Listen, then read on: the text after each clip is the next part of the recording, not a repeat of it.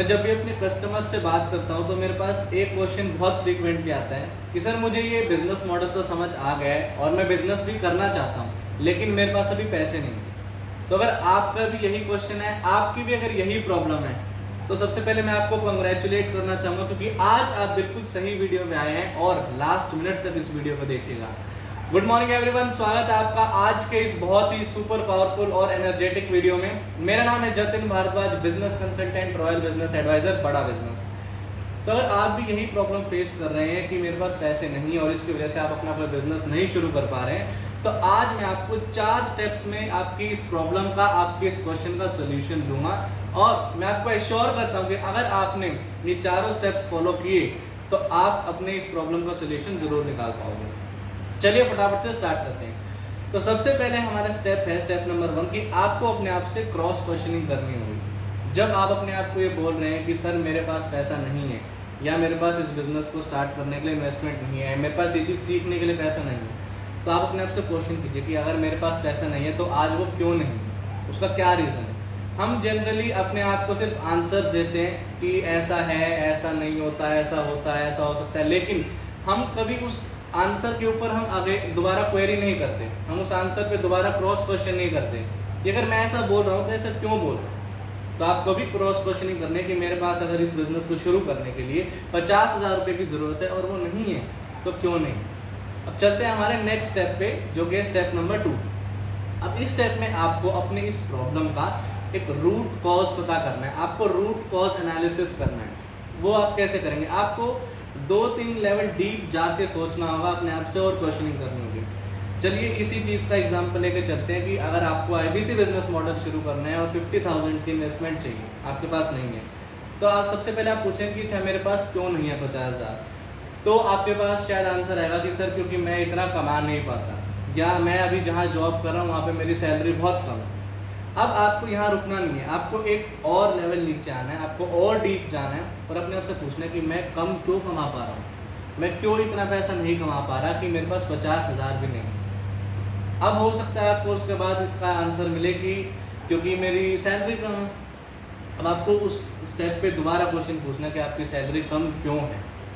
तो फिर आपको हो सकता है आंसर मिले कि मेरी अभी वर्थ ही इतने की है, मुझे आता ही 20,000 रुपये का है, मेरी नॉलेज है वो 20,000 रुपये की ही है, मैं सामने वाले को 20,000 रुपये का ही फ़ायदा दे सकता हूँ।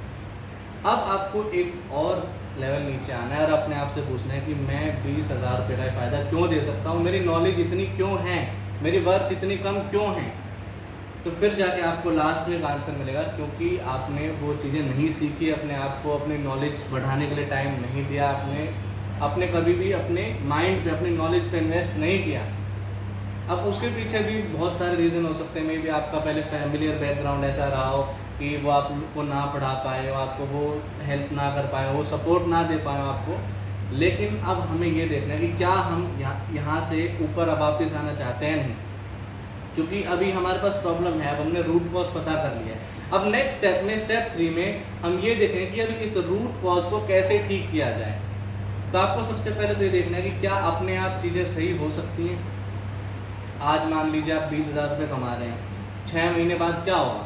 6 महीने बाद आप ज़्यादा से ज़्यादा 25,000 रुपये पहुँच जाएंगे, लेकिन 6 महीने बाद आपके एक्सपेंसेस हैं वो भी उतने ही रहेंगे। इनफैक्ट खर्चे हर रोज़ के बढ़ते हैं। तो जब आपका सैलरी सेम है, आपके खर्चे भी सेम हैं, तो आपके पास पैसा कैसे बच पाएगा? तो आप चाहे 6 महीने, 1 साल, 2 साल, 4 साल कितना भी इंतज़ार कर लो, लेकिन जब आपकी यही वाली सर्कमस्टेंसेस चलती रहेंगी, आप कुछ एक्शन नहीं लेंगे, कुछ आउट ऑफ द बॉक्स जाके नहीं सोचोगे, नहीं करोगे, तो आपको इसका सोल्यूशन कैसे मिल पाएगा?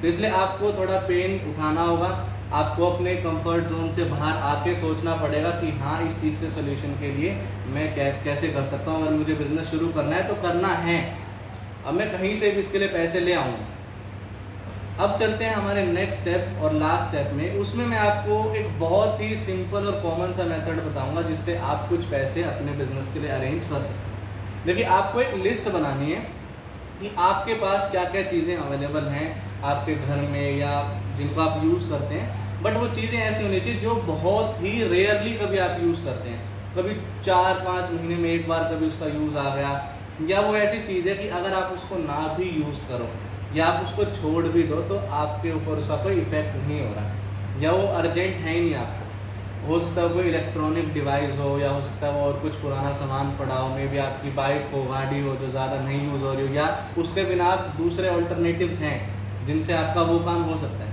तो आप उन सब चीज़ों की लिस्ट बनाइए और देखिए कि इनमें से क्या क्या चीज़ें हैं जिनको मैं अगर हटा दूँ या बेच दूँ और वहाँ से पैसे अरेंज कर लूँ।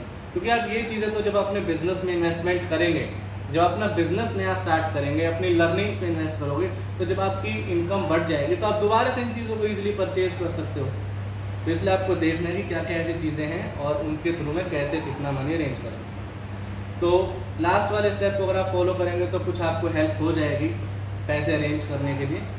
तो आई होप आपको ये चारों स्टेप्स बराबर समझ आए होंगे। तो एक बार आप दोबारा से वीडियो को गो थ्रू कीजिएगा, दोबारा से देखिएगा और बताए गए चारों स्टेप्स को ठीक से फॉलो कीजिएगा।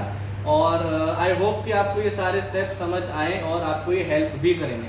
तो अगर आपको आज का वीडियो अच्छा लगा और फ़ायदेमंद लगा तो हमारे चैनल को सब्सक्राइब कीजिए, ताकि नेक्स्ट जो भी इसी तरीके की इंफॉर्मेशनल वीडियोस आएँ तो वो आपको टाइमली मिलती रहें। और अगर आपके किसी और नोन या जानने वाले पर्सन की भी सेम प्रॉब्लम है तो उनके साथ ये वीडियो शेयर कीजिए ताकि उनको भी इसका सलूशन मिल पाए। तो हमें देखने के लिए, हमारे से सीखते रहने के लिए आप सभी का बहुत बहुत धन्यवाद।